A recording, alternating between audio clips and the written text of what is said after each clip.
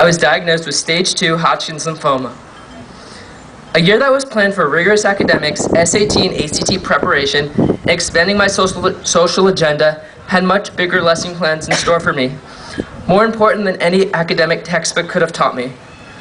For days, I questioned the fairness of life and how a generous, caring, drug-free individual such as myself was chosen to go on this adventure. Shortly after wiping my tears and regaining my moral strength, I realized that this was not the type of attitude that would aid in my return to the lighted roadway. The journey began on August 15, 2005. My first chemotherapy session was brutal due to several complications that only encouraged my pessimistic attitude. For the next 2 weeks, I did not touch a piece of food and dropped a measly 20 pounds. Instead of facing this challenge like a man, I was acting juvenile. Spending my days under the covers was the largest frown on my face. And then the unimaginable happened. I watched one of the patients who was the same age as me get carried out on a stretcher. I knew I had to change my attitude and faith immediately if I wanted to win the biggest battle of my life. Within weeks, I was becoming a role model for the younger patients.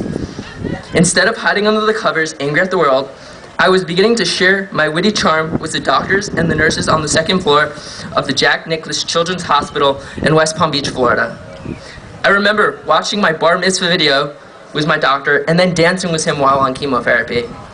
Through hours of playing video games, watching movies, and engaging in other activities with floor buddies, we were able to form a coalition and defeat our physical ailments.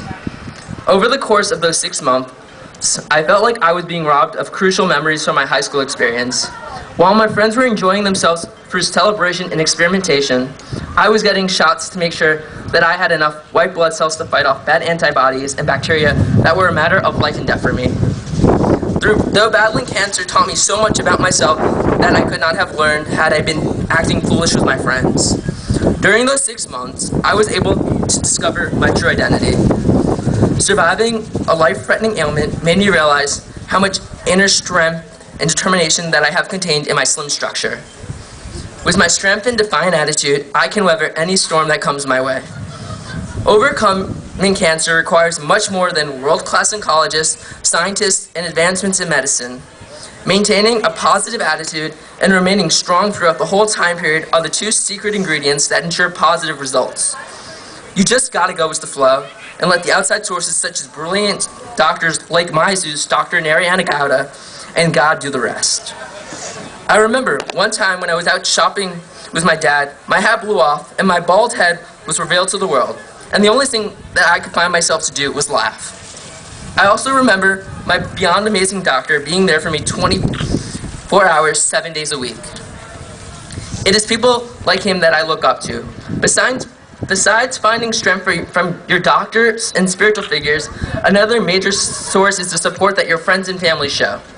I remember my brother and sister driving home every few weeks to visit me at the hospital, and I'm not sure they know it, but it really helped me win the battle.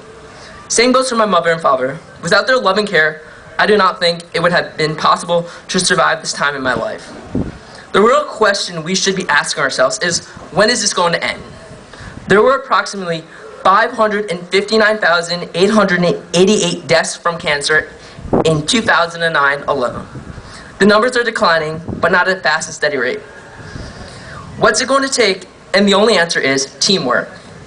Andrew Carnegie, a man who devoted a large percentage of his wealth to improving the education for the youth in America, once said, "Teamwork is the ability to work together towards a common vision, the ability to direct individual accomplishments towards organizational objectives. It is the fuel that allows common people, such as ourselves, to attain uncommon results." And he is right. In history, we have overcome all types of adversity when groups of individuals came together and formed close-knit communities, from Martin Luther King Jr. and his battle against segregation to the more recent gay pride movement. As a community, these individuals were able to create a ball of strength that helped break the walls of difference and struggle.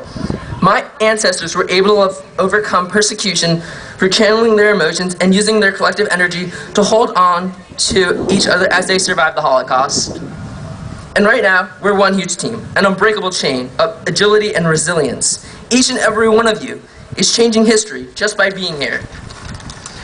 Through our hours of raising cancer awareness and fundraising in order to find better cures for all types of cancers, we are all saving lives. And as a team, we will race our way into a cancer-free world.